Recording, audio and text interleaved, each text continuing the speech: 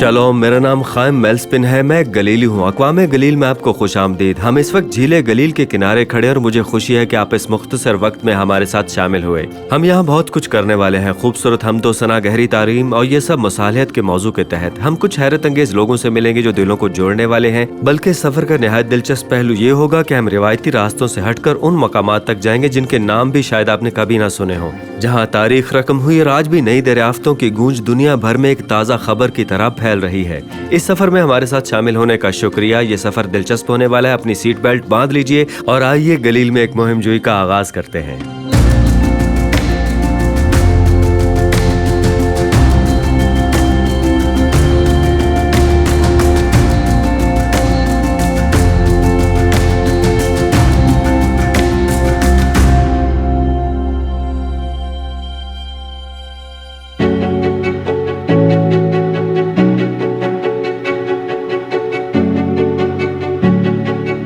ہم اس وقت ان قدیم کھنڈرات کی طرف بڑھ رہے ہیں۔ یہاں آپ واضح طور پر ایک بڑے مندر کی بنیاد دیکھ سکتے ہیں اور کچھ فاصلے پر ایک اور مندر بھی اس کے آثار موجود ہیں۔ یہ منظر اس بات کی گواہی دیتا ہے کہ ان کی عبادت کا رخ سمندر کی طرف تھا، تو اس سے ظاہر ہوتا ہے کہ یہی وہ فینیکی قوم تھی جن کے عقائد کی بنیاد بت پرستی پر قائم تھی اور وہ سمندر سے منسوب دیوتاؤں کی پرستش کیا کرتے تھے اپنی روزمرہ کی زندگی میں۔ بال، جس کا مطلب حاکم یا مالک ہے، کتاب مقدس میں اس کا ذکر ملتا ہے۔ یہ دراصل ایک مقامی معبود تصور کیا جاتا تھا جسے کسی مخصوص علاقے کا اختیار رکھنے والا سمجھا جاتا تھا، اس لیے لوگ جس خطے میں رہتے تھے وہاں کے معبود کی اطاعت اور تعظیم کو ضروری خیال کرتے تھے۔ تو یہ قدیم دنیا کا ایک بنیادی اصول کہہ لیجیے تھا، یعنی کہ اس خاص دیوتا کی اطاعت کرنا جو کہ اس مخصوص علاقے کا حاکم ہو۔ ٹھیک، یعنی یہ اصل میں کسی خاص خدا کا نام نہیں تھا۔ دراصل کسی جگہ کے حاکم یا مالک کے معنی میں آتا ہے، جیسے کسی علاقے کے بال۔ یہی تصور ہمیں کتاب مقدس میں ملتا ہے کہ پھر ایک اہم موڑ آتا ہے جب ایزابل اسرائیلی بادشاہ اخاب کی بیوی بنتی ہے۔ یہ محبت کی نہیں بلکہ ایک سیاسی شادی تھی، یعنی اس کے پیچھے کوئی رشتہ یا تعلق نہیں تھا بلکہ سیاسی مقاصد تھے اس کے۔ یہ شادی سیدہ کے بادشاہ کی بیٹی سے ہوئی جو فینیکی قوم سے تعلق رکھتی تھی۔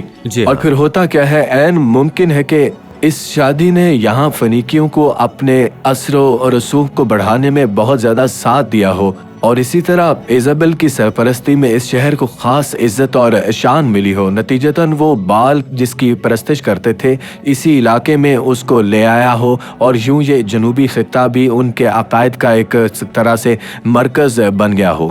بعد میں یہاں بال اور دیگر بتوں کی پرستش بھی پھیل گئی، خاص طور پر سمندر سے وابستہ دیوتاؤں کے تصورات۔ یونانی روایات میں سمندر کے دیوتا نیپچون کا ذکر ملتا ہے اور اس کی بیٹی کا نام بتایا جاتا ہے کہ ڈورس تھا اس کا نام۔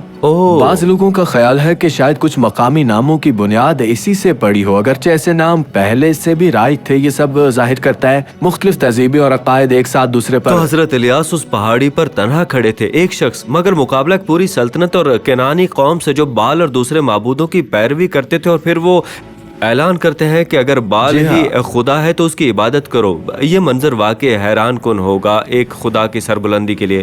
ایک خدا کی حاکمیت کے اعلان نے یہاں کافی خوف پیدا کیا ہوگا۔ یہاں آپ صاف دیکھ سکتے ہیں کہ کس طرح بنی اسرائیل کا رب حضرت الیاس کے ذریعے فنیکیوں کے بالوں کے اثر کا مقابلہ کر رہا تھا، وہ بال جن کی پرستش یہاں تک پھیل چکی تھی، یعنی یہاں پر بھی ان کے پیروکار موجود تھے۔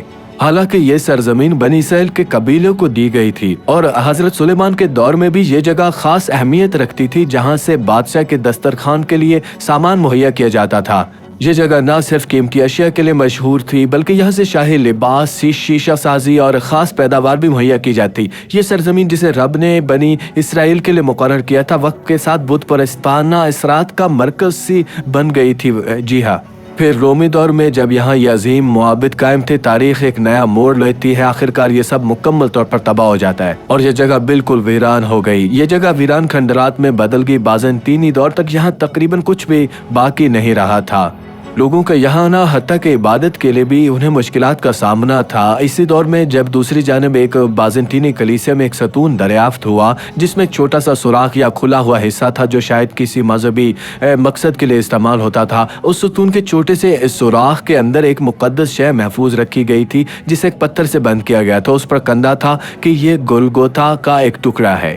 यानी बाज़ंतीनी दौर में यरूशलेम से गुलगता की चट्टान का एक हिस्सा लाकर यहाँ इस सतून में नस्ब किया गया ताकि इस मकाम को मजहबी अहमियत दी जा सके और ज़ाहिरीन को मुतवज्जे किया जा सके, क्योंकि वक्त के साथ लोग इस जगह को छोड़ चुके थे। और सवाल ये है वो आखिर कहाँ चले गए? वो सब कैसरिया चले गए, बाज़ंतीनी दौर का कैसरिया जो दरअसल एक नए बाब की अलामत बन चुका था, या जी हाँ, और सिर्फ हजरत पौलुस आगे बढ़ने तक महदूद नहीं, वहाँ हजरत पतरस भी थे और कुरनेलियस का वाक़या इस बात के अलावा यूं उस दौर की तरक्की बिलाखिर खत्म से हो गई। पर हम आज भी यहाँ कदीम बुत परस्ती की शान शौकत को देख सकते हैं और इसके साथ साथ हम उनके इन आमाल का अंजाम भी अपनी आंखों से देख सकते हैं।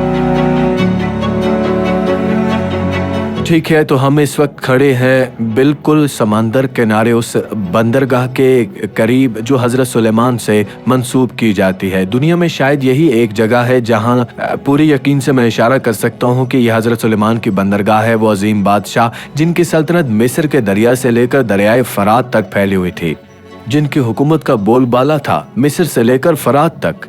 तो उन्होंने बहरा रोम के इस तवील साहिल पर हजरत सुलेमान ने यानी यही मकाम अपनी बंदरगाह के लिए मुंतखब किया और इसे अपनी अजीम सल्तनत के 12 अहम मराकिज़ में शामिल किया। यहाँ होने वाली खुदाइयाँ तकरीबन 3000 से 2700 साल पुराने बादशाहों के ज़माने की गवाही देती हैं। और नीचे की जानिब ये झील नुमा हिस्सा दरअसल वो जगह थी जहाँ जहाज़ और कश्तियाँ आकर ठहरती थीं। अगर आप उस तरफ देखें तो अब रेत ने इसे भर दिया है, लेकिन अगर आप गौर करें तो यह रेत होने के बावजूद अगर आप इस रेत को हटा देते हैं तो जजीरों के कुदरती लकीर थी जो इसे महफूज बनाती थी।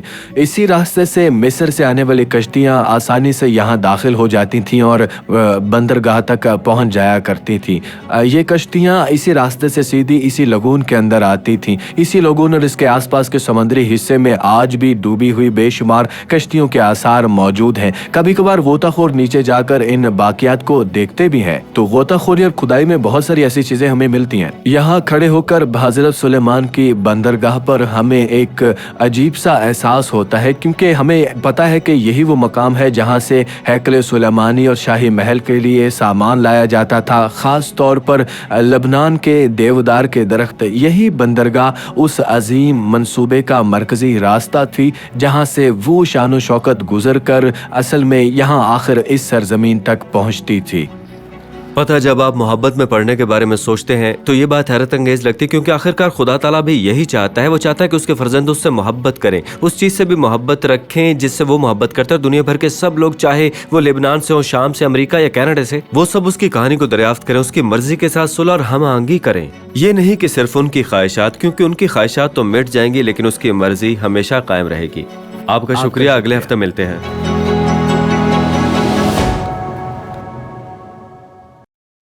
ये वाकई खुशी की बात है कि हमें सैरत अंगेज अर्ज़ मौदा यानी इसराइल की सरजमीन में सफ़र करने का मौका मिलता है और ऐसे लोगों से मिले जो दिलों को जोड़ने वाले हैं। वो सिर्फ राब्ता कायम करने वाले नहीं बल्कि इस दुनिया में हकीकी तब्दीली लाने वाले लोग हैं, हकीकतन। और मेरे ख्याल में हर कोई ईदान राइखल को पोप से भी ज़्यादा जानता होगा। पर आपका यहाँ होना बाइस फ़ख्र है। आपके आने का बेहद शुक्रिया ईदान जी। तो क्या आपने यहाँ इसराइल में हिजरत की थी या? मेरी पैदाइश और परवरिश यहीं इसराइल में हुई। मेरे वालिदैन भी यहीं पैदा हुए और मेरे दादा भी शायद यहीं पर यरूशलेम में ही पैदा हुए थे। देखिए, रब ने हमें इस तरह से बनाया कि हम एक दूसरे से जुड़ना और साथ रहना चाहते हैं। मगर कोरोना के दिनों में सब कुछ मुश्किल हो गया था, हर एक को दूसरे से दूर रहना पड़ा। और मैंने महसूस किया कि बहुत सारे इसराइली खास वजह से, क्योंकि यहूदी लोगों को बहुत हजारों सालों से जुल्म सितम का सामना करना पड़ा है, तो झिझक उनकी फितरत में है। कई बार इसराइली सोचते हैं हम लोग शायद अभी एतमाद नहीं करना चाहते, हालांकि हम जुड़ना तो चाहते हैं। हम अक्सर अपनी ही कौम और ख़ानदान तक महदूद रहते हैं। मगर किताब मुक़द्दस में इसराइल कौमों के लिए रोशनी बनता है, एक ऐसा वसीला जिसके ज़रिए ज़मीन की सब कौमें बरकत पाएं, सिर्फ एक दायरे तक महदूद नहीं रहें। इसलिए मैं देखता हूँ कि आपके अंदर लोगों को एक साथ जोड़ने का एक जज्बा है, लोगों को एक साथ जोड़ने का। तो इस बात के साथ ये बताएं, आपके बालों को क्या हुआ? क्योंकि मुझे लगता है यही चीज हमें साथ जोड़ती थी। मुझे यही लगा।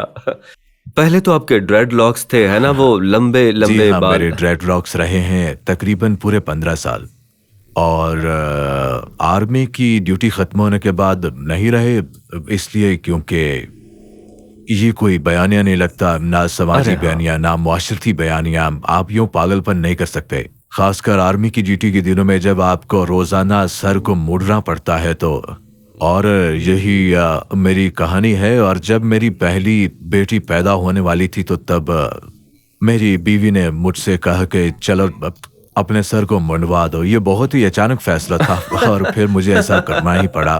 تو یہ کہانی تھی. تو آپ نے کہا کہ آپ نے فوج میں بھی کام کیا، یعنی اسرائیل میں IDF؟ جی ہاں، اسرائیلی اسرائیلی ڈیفینس فورسز. یہ ایک ضروری سروس ہے، لیکن اب اس کے باوجود میں اپنے ملک کی خدمت کرنا چاہتا تھا. میں خوش قسمت تھا کہ میں اس میں موسیقار تھا. میں آرمی کے بینڈ میں تھا. آرمی ہر طرح کی سہولیات فراہم کرتی ہے، جس میں ضروریات جیسے کچن سے لے کر، یعنی آرمی شیف سے لے کر تھیٹر کے فنکار بھی. تو یہ روح کی غذا بھی آپ کہہ لیجئے اس طرح سے. تو میں خوش قسمت تھا کہ میری ڈیوٹی موسیقار کی تھی.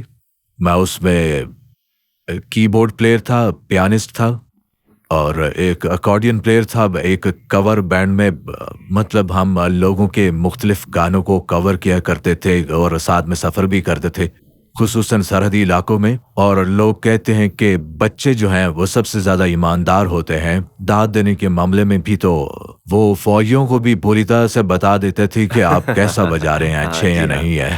تو میرے خیال میں یہ بہت بڑی بلکہ میرے لیے بہت ہی زیادہ اہم خدمت رہی گی، نہ صرف دیگر سپاہیوں کے لیے بلکہ ہمارے لیے بھی، کہ ہمیں جاننے کا موقع ملا اپنے معاشرے کو، حقیقی سامعین کو، وہ سامعین جو کہ ٹکٹیں نہیں خرید رہے تھے بلکہ وہ صرف سننے کے لیے آتے تھے، چاہے آپ کو پسند کرتے ہوں یا نہ کرتے ہوں.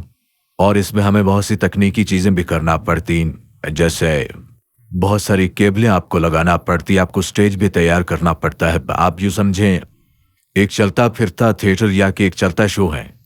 تو یہ میری زندگی کے 3 بہت ہی اہم سال رہے ہیں.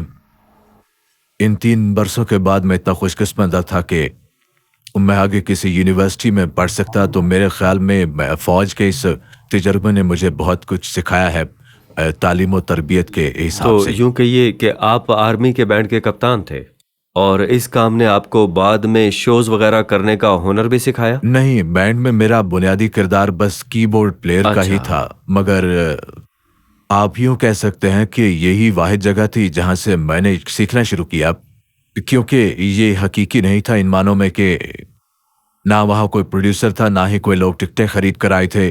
سپاہی وہاں موجود ہوتے کیونکہ انہیں حکم ملا تھا کہ انہوں نے وہاں پر آنا ہے. یہ ان کا انتخاب نہیں تھا کہ وہ مجھے آ کر سنیں. بعد میں جب مجھے آرمی سے جانا پڑا تو مجھے بہت جدوجہد کرنا پڑی، کیونکہ یہ حقیقی دنیا تھی. تو میں ایک سیشن پلیئر تھا، یعنی اسرائیل کے پاپ سنگرز کے پیچھے ساز بجایا کرتا تھا، کبھی کی بورڈ اور کبھی یا پیانو یا اکارڈین. اور آہستہ آہستہ میں نے سوچا کہ شاید یہ دلچسپ ہوگا.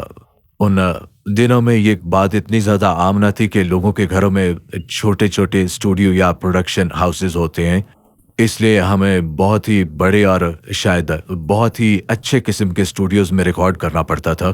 مگر پھر ہم نے، یعنی ہمارے دوستوں میں سے بہت سے دوستوں نے اپنے یوں کہہ لیجئے کہ سفری آلات اور گھر کا اسٹوڈیو وغیرہ بنا لیا. ہم لوگوں نے گانے ریکارڈ کرنا شروع کر دیا. اور میری ٹریننگ کے بیچ میں دراصل یہ چاہتا تھا کہ مجھے کوئی نوکری مل جائے، یعنی کسی بڑی ریکارڈ لیبل کمپنی میں مجھے پروڈیوسر ہی رکھ لیا جائے.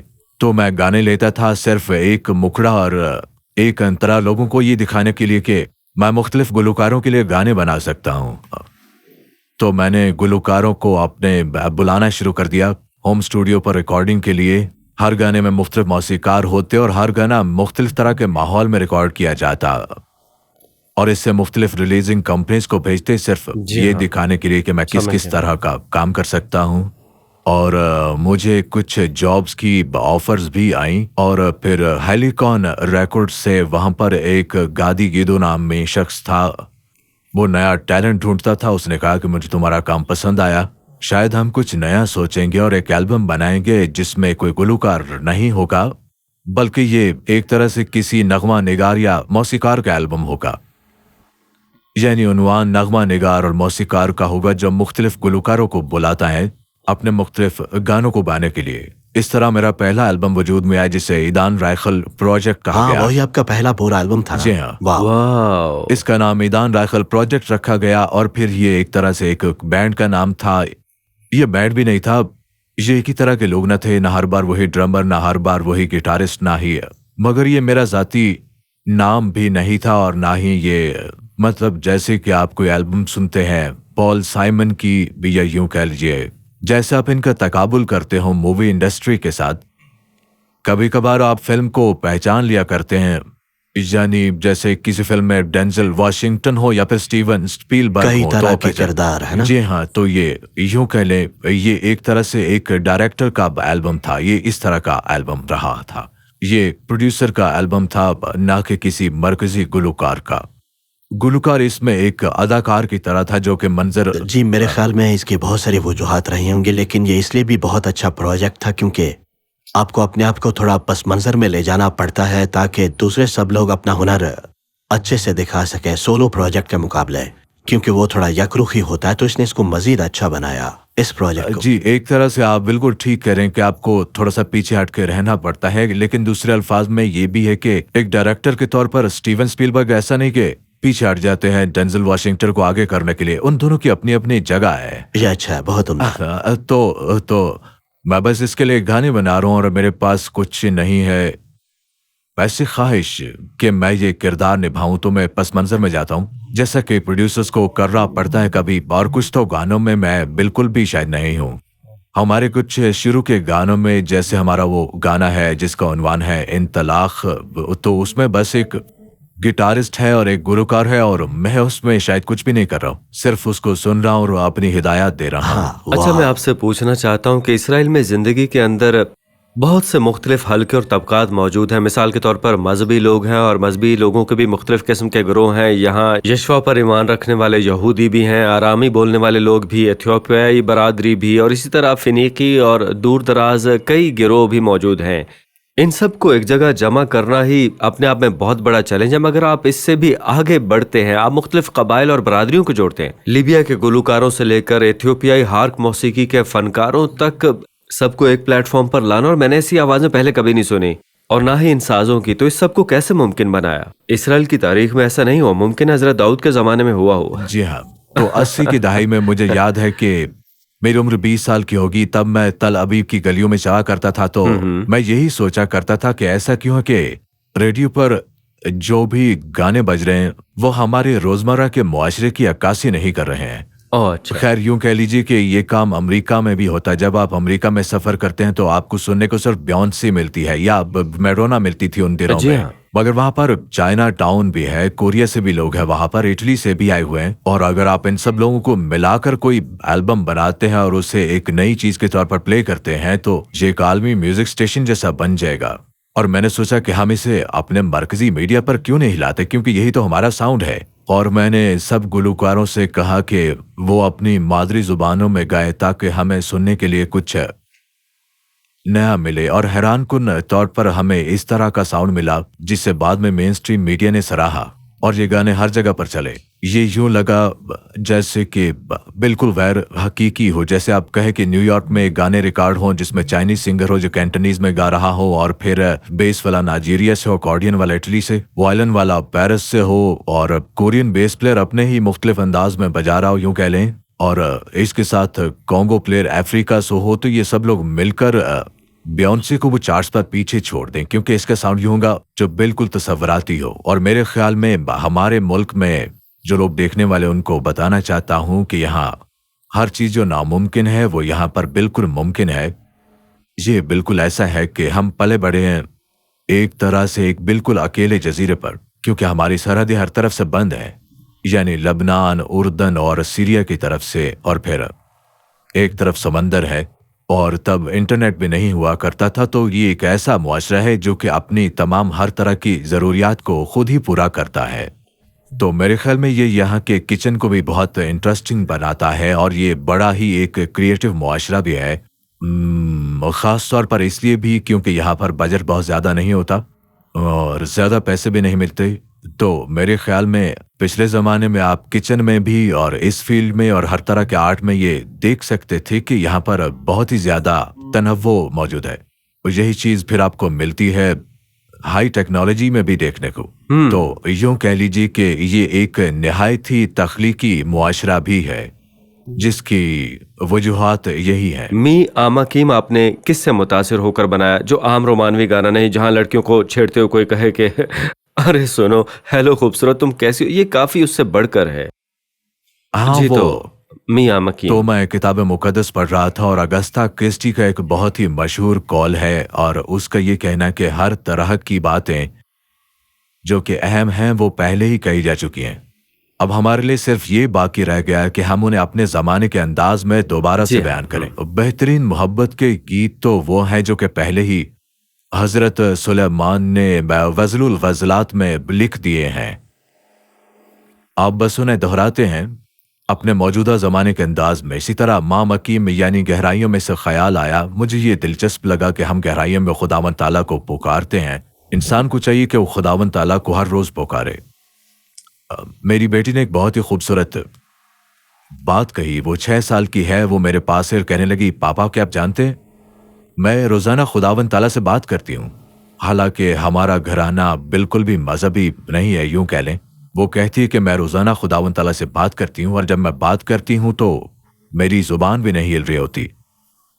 مجھے لگا کہ واہ یہ تو بہت دلچسپ ہے، یہ دلچسپ ہے، اور میں سوچ رہا تھا کہ غالباً وہ آئینے کے سامنے بھی گئی ہوگی دیکھنے کہ اس کے ہونٹ ہل رہے ہیں، یعنی جب وہ بات کرتی ہے تو ظاہر اس کے ہونٹ ہلتے ہوں گے، تو اس کو یقینی بنانے کے لیے، اور یہ مجھے اچھا لگا۔ جی جی اور میں نے سوچا کہ شاید یہ بات ماں مکیم سے بھی جڑی ہوئی ہے، یعنی یہ انہی گہرائیوں میں سے شروع ہوتا ہے کہ میں تجھے پکارتا ہوں۔ اس رشتے کو جوڑنے کے لیے ہمیں روزانہ اس کو پکارنا ہے۔ یہ دراصل محبت کی طرف ایک تبدیلی ہے، ایک سفر ہے۔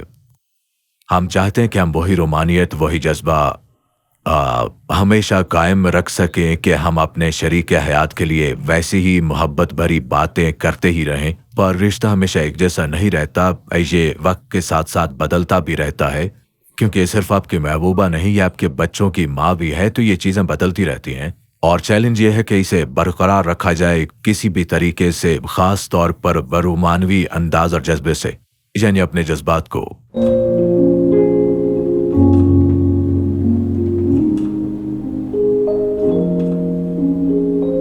ממעמקים קראתי אלייך, בואי אליי, לשובך יחזור שוב האור בעיניי, לא גמור לא עוזב המגע בידייך, שיבוא ויעיר למשמע כל צחוקך.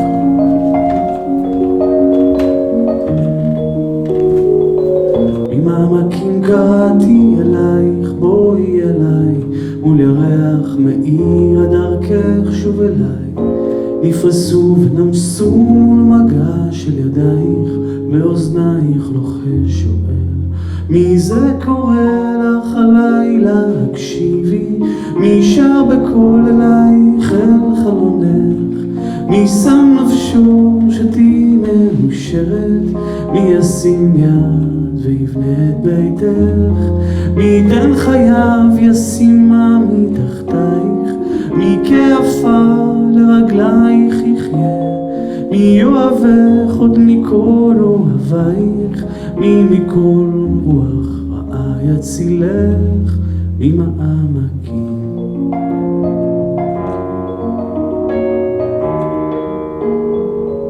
ממעמקים קראתי אלייך, בואי אליי, מול ירח מאיר דרכך שוב אליי, נפרסו ונמסו מול מגע של ידייך, באוזנייך לוחש שואל, מי זה קורא לך הלילה הקשיבי, מי שר בקול אלייך אל חלונך, מי שם נפשו שתהי מאושרת, מי ישים יד ויבנה את ביתך, מי ייתן חייו ישימה מתחתייך, מי כעפר לרגלייך יחיה, מי יאהבך עוד מכל אוהבייך, מי מכל רוח רעה יצילך, ממעמקים.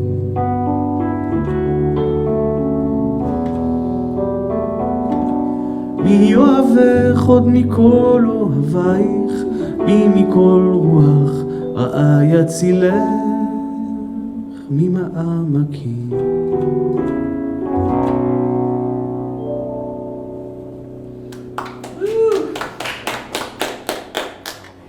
जी, यहाँ पर हम एक साथ एक तस्वीर भी लेंगे, लेकिन क्या आप उन लोगों से कुछ कहना चाहते हैं जो इसराइल को सिर्फ सतही तौर पर जानते हैं, इसकी गहराई नहीं समझते, हालांकि इस सरजमीन की सकाफत बहुत गहरी है। जी, तो हमारे आज के तमाम नाजरीन से मैं कहना चाहता हूँ, मैं आपको दावत देना चाहता हूँ कि आप यहाँ पर आएं हमारी इस निहायती खूबसूरत सरजमीन पर, और फिर आप मशरिक़ वस्ता के दूसरे हिस्सों में भी जाकर वहाँ पर खुद आंखों से चीज़ों को देखें और खुद फैसला करें कि चीज़ें क्या हैं, आप उनको महसूस करें, जैसे कि खाने को, मौसीकी को और लोगों को।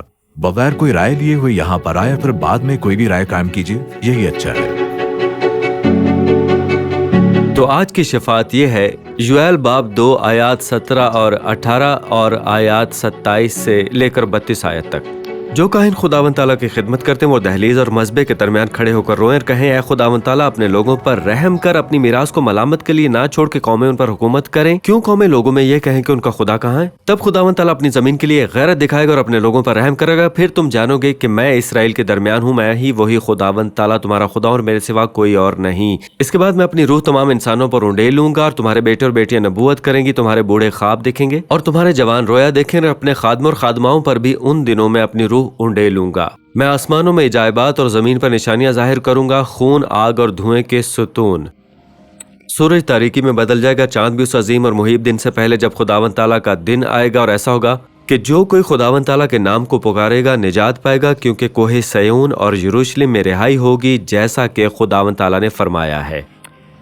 अव्वल वो अपने लोगों को बचाएगा और उन्हें दुश्मनों के ज़ेरे तसल्लुत होने से महफूज रखेगा। दोम वो इसराइल पर रहम करेगा ताकि वो दोबारा कभी शर्मिंदा न हो। और सोम के वो अपनी रूह को तमाम इंसानों पर उंडेलेगा।